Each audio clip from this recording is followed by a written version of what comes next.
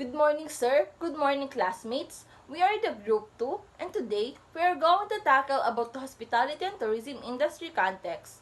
And these chapters provide an in-depth perspective of the role of environment and its impact on hospitality and tourism firms. The internal and external environments are defined, and description of the role of the external environment and its impact on the business is elaborated from a strategy formulation perspective. So, let's move on to our first topic, which is characterizing the external environment. Every day, firms deal with both external and internal environments. The external environments lies outside the firm and include individuals, firms, system, and institutions that have an impact on it. Influences from the external environment come in the form of changes that occur due to the forces that emanate from it. These forces arise from the trends in the macro and micro environments could present opportunities or pose threats depending on how they impact the firm. Organizations that can scan the environment, track changes, and assess the impact of changes in terms of cause and effect have a more formalized approach to the environment scanning. According to Duncan way back 1972, he defines that the internal environment as the context, such as firm, within which social physical factors are taken into consideration by individuals for decision making. The interpersonal interaction among the members in the internal environment of the firm are what distinguish it from the external environment. And also, according to him, the internal environment contains three components, such as human resource, organizational function, and organizational level. When we say human resource, it is a division of a business that is charged with finding, screening, recruiting, and training job applicants as well as administering employee benefit programs. And the second is organizational functional. It is a type of organizational structure that uses the principle of specification based on function. For example, is the manager comes with assistant manager done with the staffs. And lastly is organizational level. When we say organizational level, it is the company's organizational structure identified by the administrator for purposes of measuring performance under the terms of this plan for the bonus period, which may include without limitation the company, any subsidiary, any region, branch or the geographic location, or any business line or subset thereof. The functional component refers to operations, sales and marketing, human resources, materials management, and administration, while the organizational level refers to products and services, goals and objectives, and the process that integrates personnel with the organization. Scanning the environment itself is not sufficient. Organizations must be able to cope with forces by ensuring that internal resources and capabilities are aligned with the opportunities so they can tap them as they appear in the firm's external environment. Likewise, organizations must be able to counter the threats posed by the changes in the environment. This entire process of identifying strengths, weaknesses, opportunities, and threats is referred to as the SWOT analysis. Strengths and weaknesses lies within the internal environment of the firm. On the other hand, opportunities and threats are external to the firm and emanate from the macro and micro environments in which it is located. SWOT or SWOT provides a situation analysis of the firm in terms of current position in a given market. So, let's move on to our next topic, which is strategic fit and strategic intent. The SWOT analysis provides the firm with an overview of how it is positioned in a given market, to tap opportunities and counter threats. The alignment between the firm's internal resources and capabilities and external opportunities is called strategic fit. The fit ensures that firms can align themselves with merging opportunities. because strategic fit expresses the degree to which an organization is matching its resources and capabilities with the opportunities in the external environment. The matching takes place through the strategy. It is therefore vital that the company has the actual resources and capabilities to execute and to be able to support this strategy. According to Hamel and Prahalad way back 1989 to 1994, the pioneers who brought about the paradigm shift in how strategy, formulation, and implementation were conceptualized. They parted that it is essential for firms to view such positioning from a strategic perspective so they can sustain competitive advantage in the long term.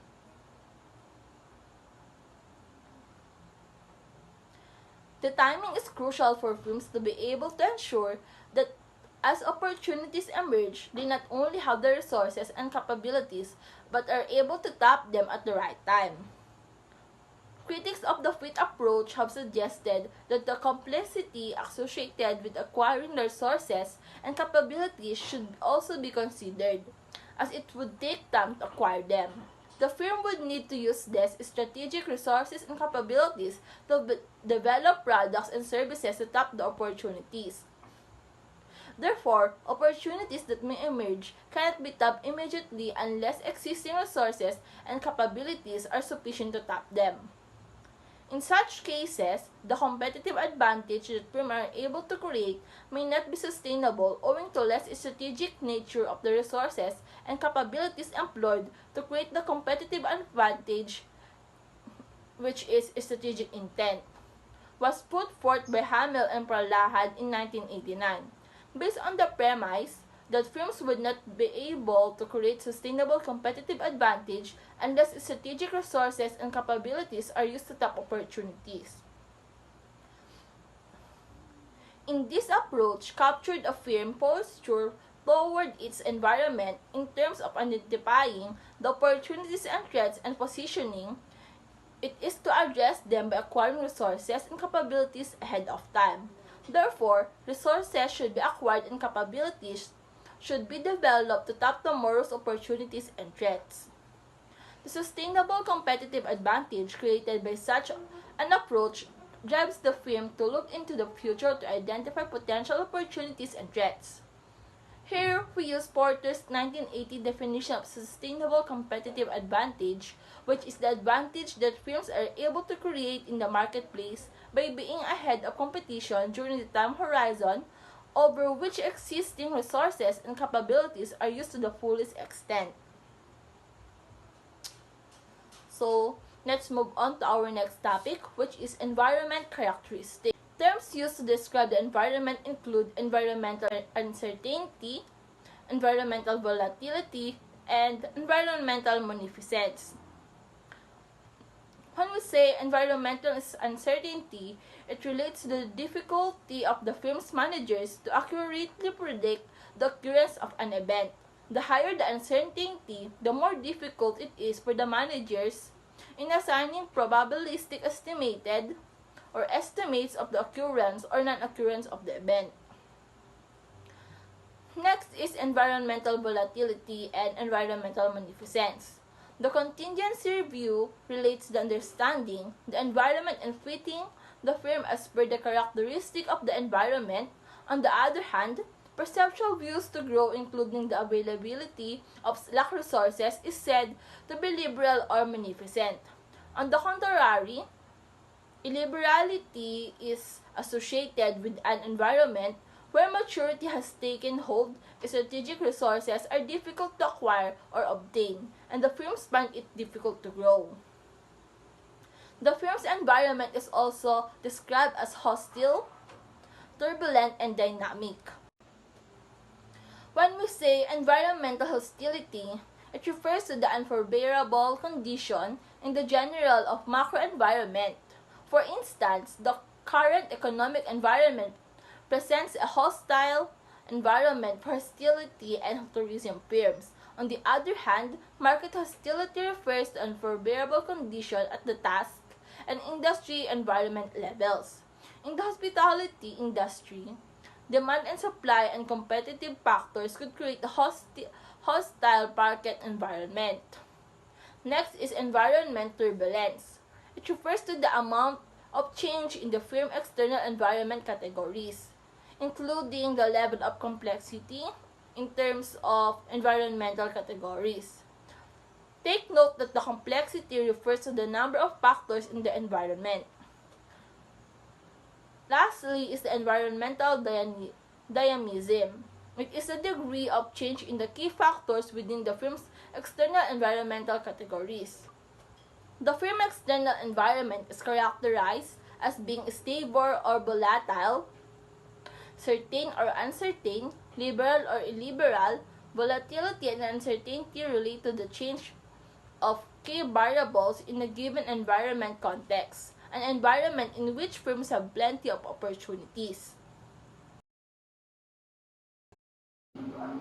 Environment dimension, simple complex dimension, and static dynamic dimensions. The simple complex dimensions refers to the number of factors or variables that influence the environment. Mas konti yung factors, mas stable yung environment. Kunyari, yung isang product, konti lang yung nagbebenta o ikaw lang meron ng product na yun. Siyempre, stable yung environment kasi sa'yo lang bibili yung mga tao kasi ikaw lang meron. Kung marami naman yung factors, mas complex yung environment. Kung marami yung supplier ng isang produkto, yung environment ng market na yun is complex. Static dynamic dimensions refers to the degree of change over time related to the factors or variables pertaining to the internal and external environments. Mas konti yung pagbabago, mas static yung environment ng market and vice versa. Kunyari, nung wala pang pandemic, yung demand ng tourism nun mataas, static sa mataas. Depende na lang kung peak season or low season. Tapos nung nagka-pandemic, nawala ng demand. Kahit na mag-peak season, static na lang nabababa kasi nga, bawal talaga mag-travel yan. Environment types. The environment types is classified into various categories para mas madaling ma-analyze yung environment at magamit sa decision making ng isang company. Una, yung the general environment o yung environment sa buong company. The task environment o yung business environment o yung workplace. The industry environment o yung kabuuan, yung buong tourism industry. Understanding the macro environment. The firm is located in an environment that influences its customers and stakeholders. The immediate environment that affects the firm is the microenvironment in which it operates. Beyond this environment lies the macroenvironment, which influences the firm from socio-cultural, economic, technological, political, and legal, and ecological perspective.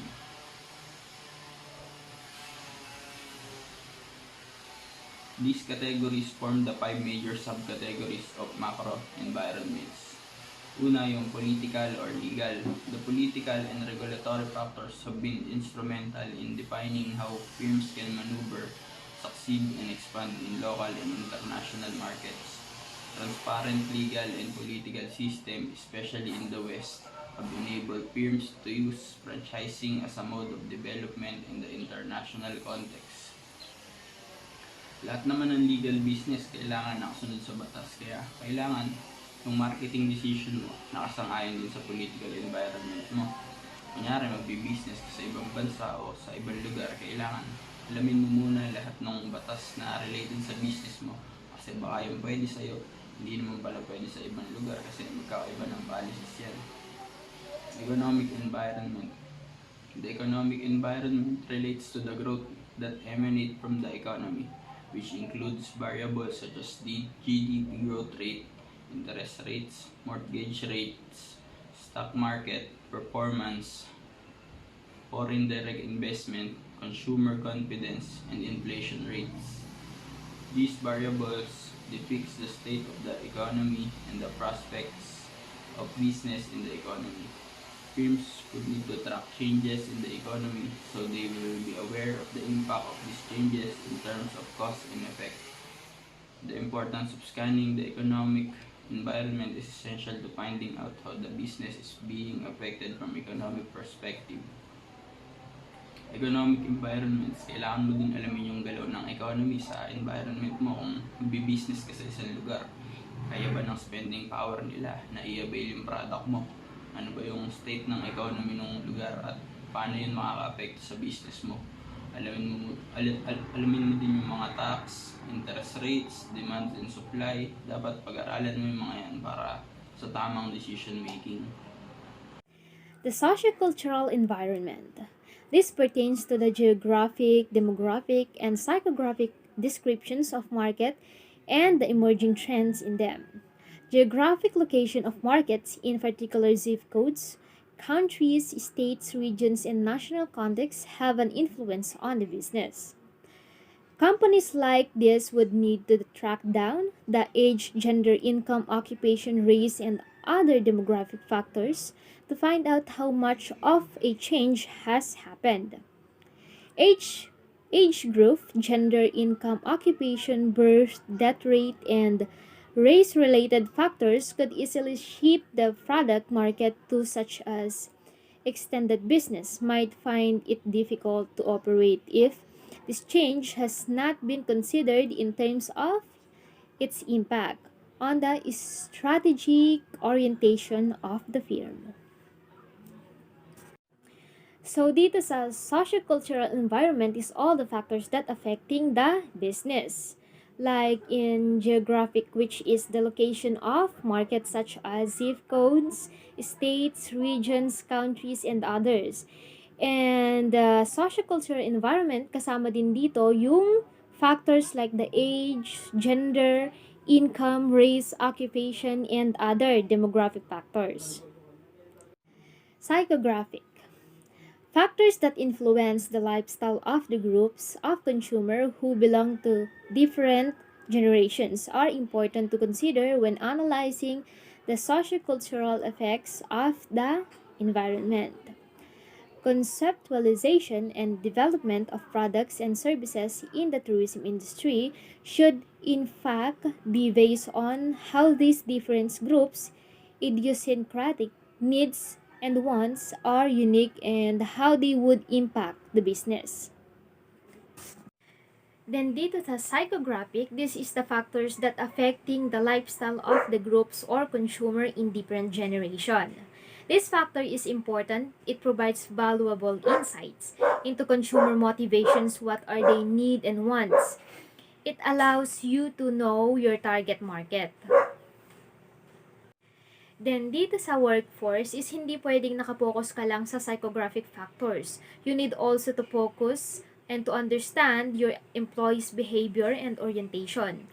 This is important because your employees are the ones you can work with. Education. In another aspect that firms have to deal with in the knowledge economy. It is becoming more important for hospitality and tourism firms to hire experienced, qualified employees even if it means recruiting help from the other countries. Education, not only today's, is very important in many aspects, especially when it comes to work. And in hospitality and tourism, education is become more important also in other country in recruiting. Education is important to them.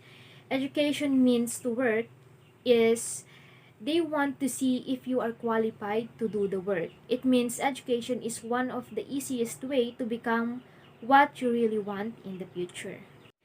The technological environment. Whereas the economic and sociocultural environment have a significant on the firm, it is equally important to consider the impact of the technological environment that has a major influence on the business over the past 2 decades. Technology has played a major role in the way products and services are consumed, how they are produced, and even how they are marketed and distributed.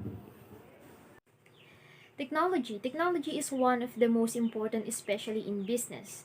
Technology is the one that making things become more easier or become more fast. Like technology is the one that using to produce products even in promoting your business. In other words, technology is the key of success of many businesses. Hospitality and tourism. Firms have been impacted in a major way that includes demand and supply side related effects. So, dito sa hospitality and tourism, malaki din yung impact niya sa demand and supply. And sa hospitality and tourism is naka-under dito or examples nito ay lodging, travel, restaurant, food beverage services, recreation, amusement, and attractions. Consumers have accessibility to products using the online medium in a way that has driven businesses to create market interfaces that are purely technology-based. So, sa consumer naman, in the use of online, they also can access or can purchase products and they create market promotions to your business. Ecological environment has had a major impact on business in recent years, with more and more firms becoming socially responsible in how they deal with increasing threats related to the environment. Ecological environment is ito yung important to be aware of the actions and strategies of your competitors. So, yung business environment enables firms to analyze their competitors' strategies and actions.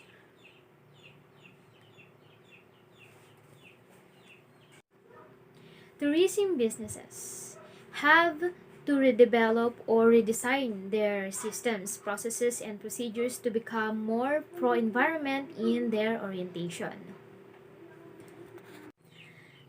Dito naman sa tourism businesses, na redevelop or what we say, they redesign the system, the process which is mas naging pro-environment. When we say pro-environment is nakasabay na siya sa panahon or ano na yung common or popular, dun din sila.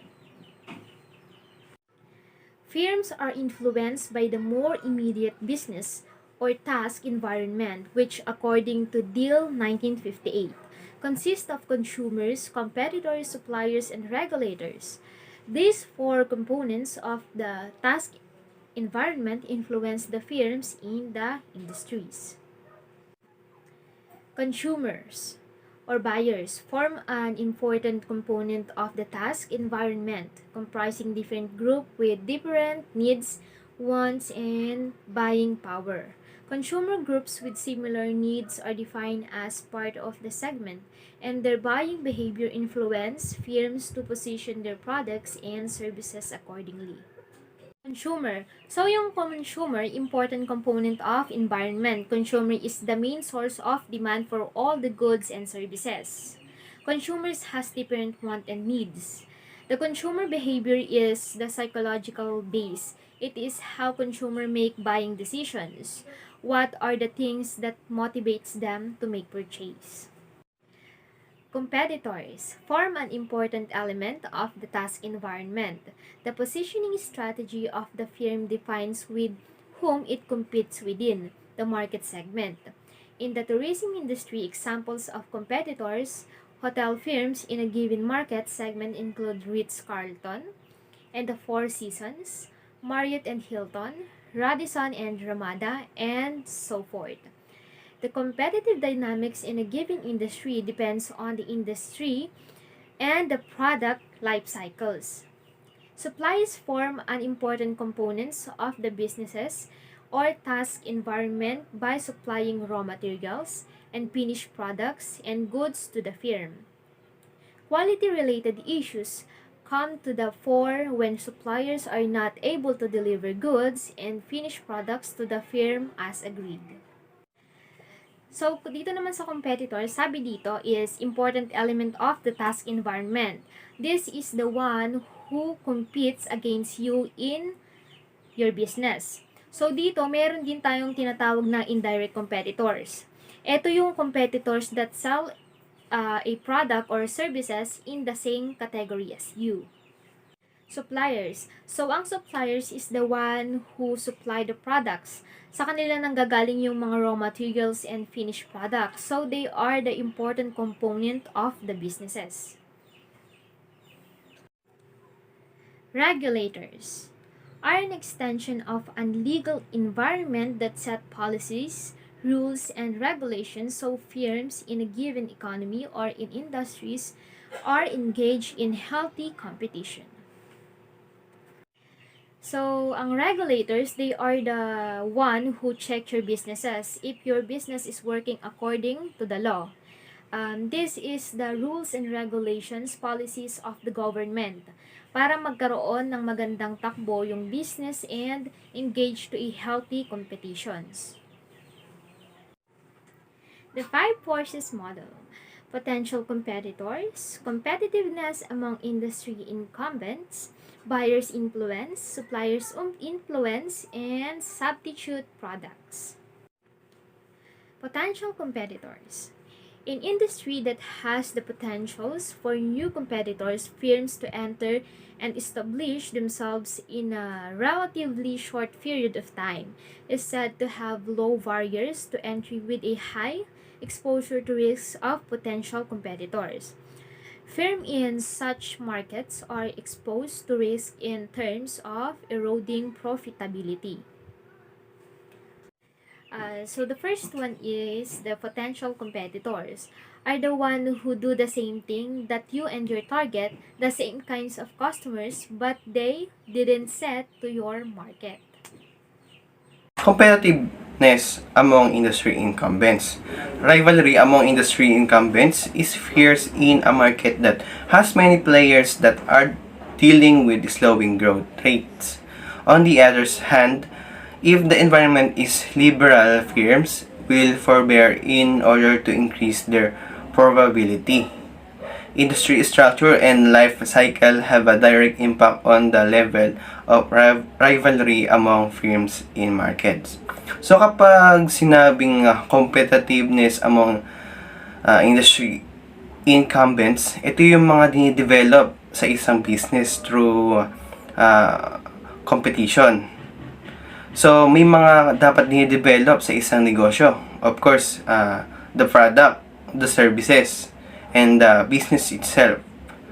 Also, kasama din dinidevelop dito is isa yan sa mga incumbents, yung mga leaders, managers, owners, employees for the firm. Yan yung mga ibig sabihin nun. So, hindi lang basta product yung mga pinagkokompetensyahan sa isang negosyo. Like, mas magandang product ko, ganyan. Mas maganda yung mga packaging ko, dyan, ganyan.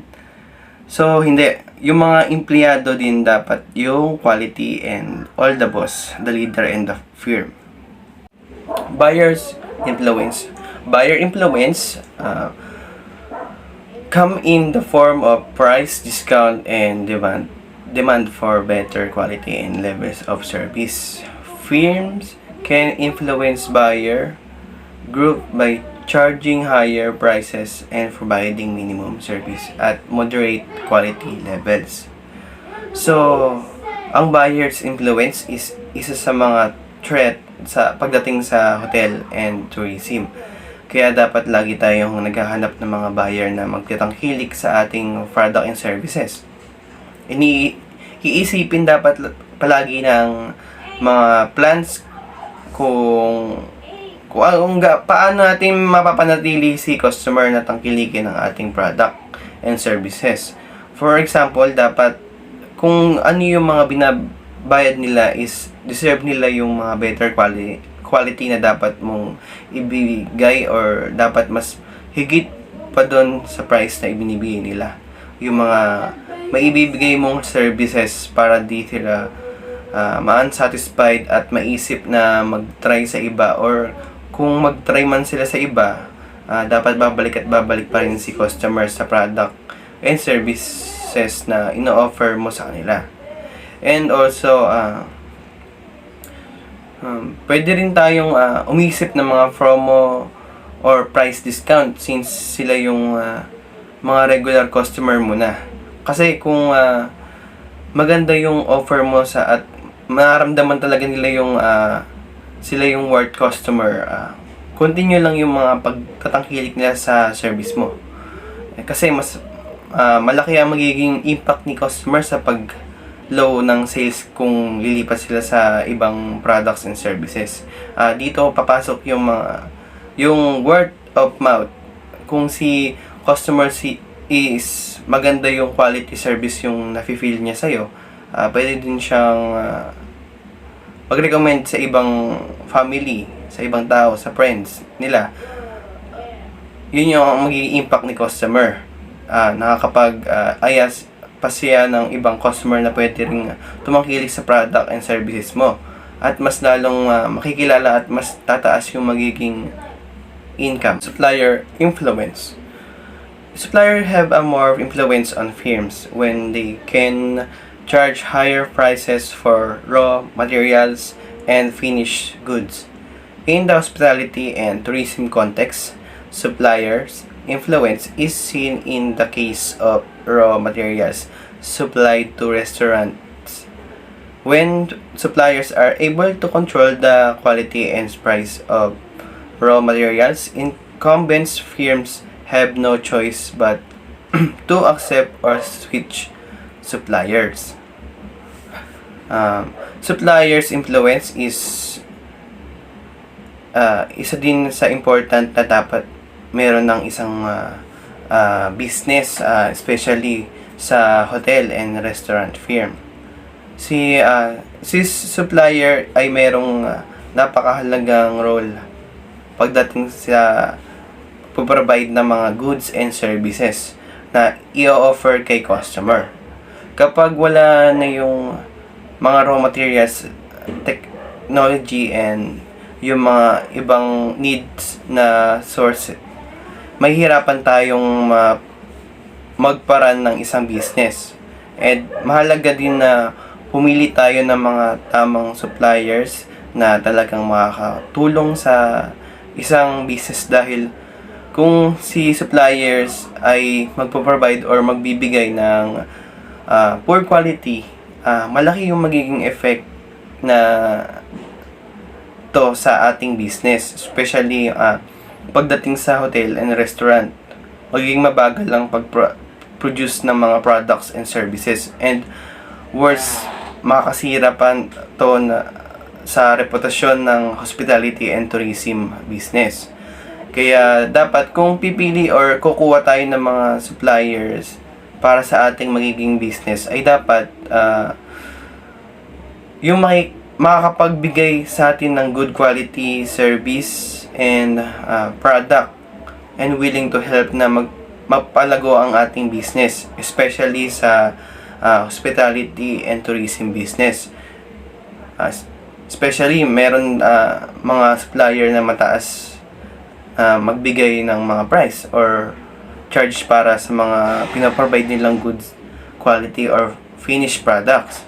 Kaya dapat meron tayong good relationship from our supplier. Substitute products. Substitute products are considered when markets are exposed to threats. For example, sales of chicken were up when mad cow disease was at its height. Similarly, chicken products were consumed less when bird flu emerged. Price of products can go up significantly due to increased demand, as seen in the case of chicken and pork. So, ang substitute product is yung dalawang bagay na magkaiba ng name ng product or magkaiba ng company, pero parehas lang yung needs or satisfaction na naibibigay kay customer. For example, ng substitute product ay yung Coke and Pepsi. Magkaiba lang sila ng name ng product, pero parehas lang silang soft drinks. So, halimbawa sa hotel and restaurant, tataas ang income niyan kung yung mga customer is mas tatangkilikin yung product and services mo, and kung ano yung mas demand sa mga tao. Kaya, dapat yung pagpopromote natin ng product and services na ibibigay natin kay client or customer is quality and good. And dapat titignan din natin kung ano yung mga nasa uso. Kung ano yung paano natin to may ma-market para hindi mawala yung satisfaction ni customer. And hindi sila lumilipat or tumatangkilik sa ibang products and services. Lagi natin titignan kung ano yung mga mas gusto ni customer. And kung ano yung mga nasa trend. And also, bibigyan natin yung needs nila para masatisfied sila palagi. The dynamics of competition and strategic groups. Competing firms engage in rivalrous action in markets where customers have higher bargaining power. As firms compete among themselves for market share, they develop similarities and difference in terms of strategic posture and market orientations. Firms that are similar in strategy could be grouped based on certain firms' characteristics in hospitality industry. Hotels like Marriott and Hilton offer similar products in global market based on their positioning strategy. Another example of strategic group is fast food restaurant firms like McDonald's and Burger King. They have similar positioning strategies, product and services, and competencies required to succeed in their product markets. So, sa business, yung competition is treat siya as a healthy standard na talagang nangyayari yan sa business or sa business world. Lalo na sa bansa natin na free-country, free economy. Hindi ikaw lang yung magtatayo ng kunwari, yung fast food or mga magtitinda ng burger, ganon. Hindi, pero pwede din magkaroon ka ng kompetensya na ganon din yung produkto. So, titignan yon sa dynamics na sinasabi, saka sa strategic group. Ibig sabihin, titignan mo yung mga competitors mo kung ano ba yung mga kalagayan ng business nila compared doon sa business na meron ka. Kasi baka mamaya, yung business pala nung iba mas tinatangkilik kaysa sa business mo. Bakit tatangkilik ng iba yung business? Kunwari, bakit tatangkilik ng tao yung McDonald's, hindi yung Jollibee? Halimbawa lang naman yun.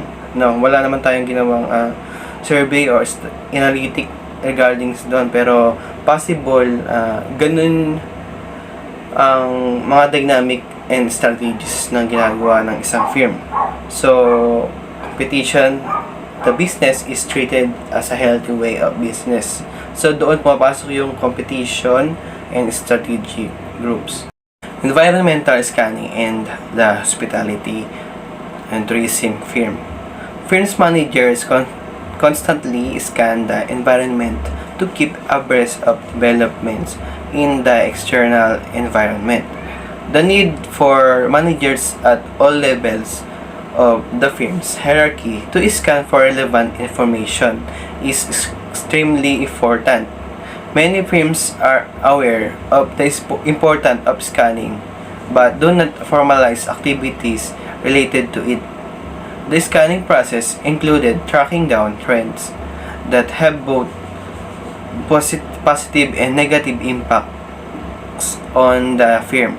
Method used to scan include individualistic and collectivistic approaches. So, environmental scanning related to sa hospitality or tourism firm o business. Pag sinabi nating environmental scanning, usually nakafocus dito yung mga managers kasi yung kabuuang nag-organize or nagpaplano pagdating doon sa loob ng business nila. And also, hindi lang loob yung tinitingnan nila, no? Kundi yung labas kasi kailangan sumabay din sila sa pagbabago ng panahon. Sabay sila sa mga uso, yung mga trends.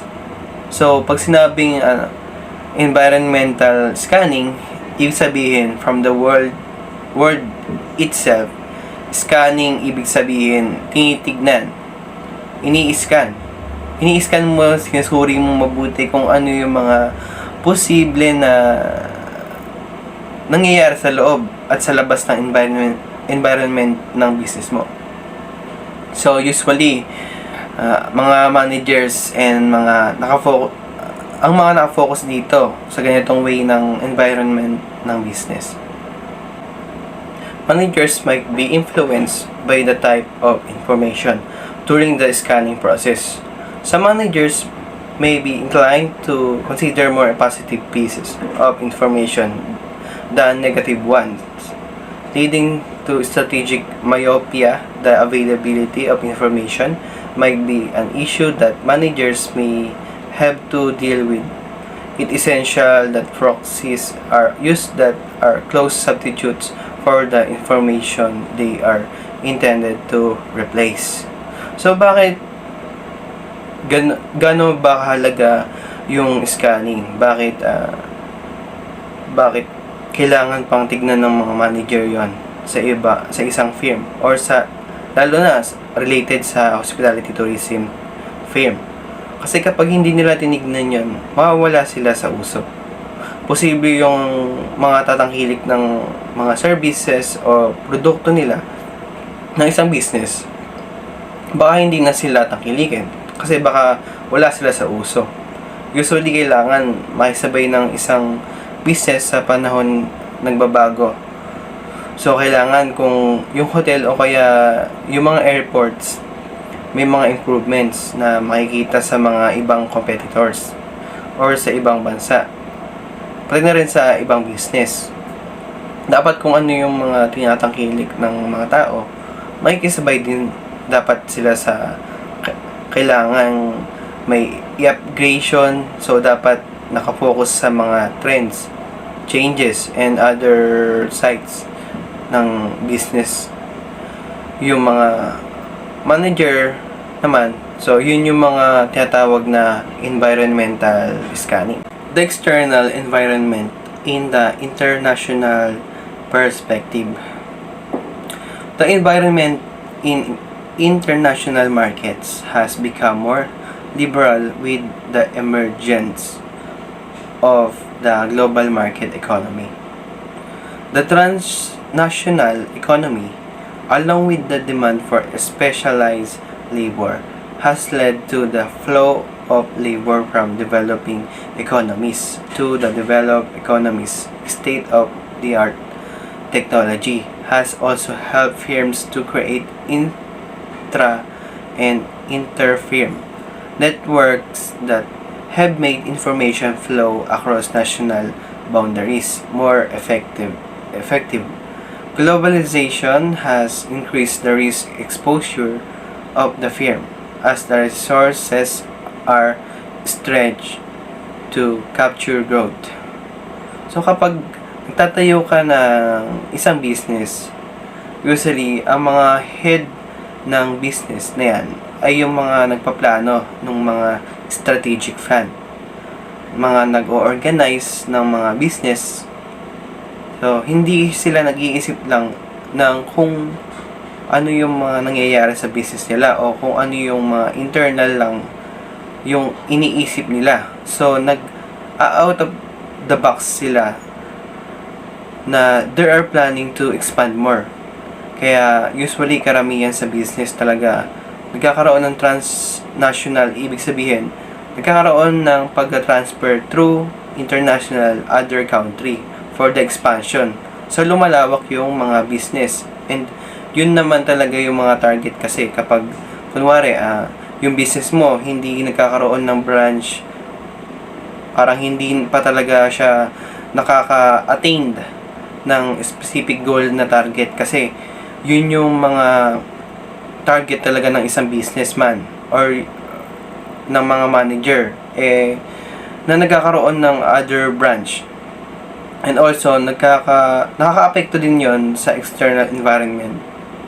Dahil mas madami kang mabibigyan ng trabaho dahil kukuha ka ng mga empleyado. Mas malawak yung mga mapoprovide mong product and services sa mga tao. So, yun yung mga ibig sabihin ng the external environment in the international perspective. So, you have the perspective or meron kang mindset na plano. Iniisip mo na for the expansion of the business.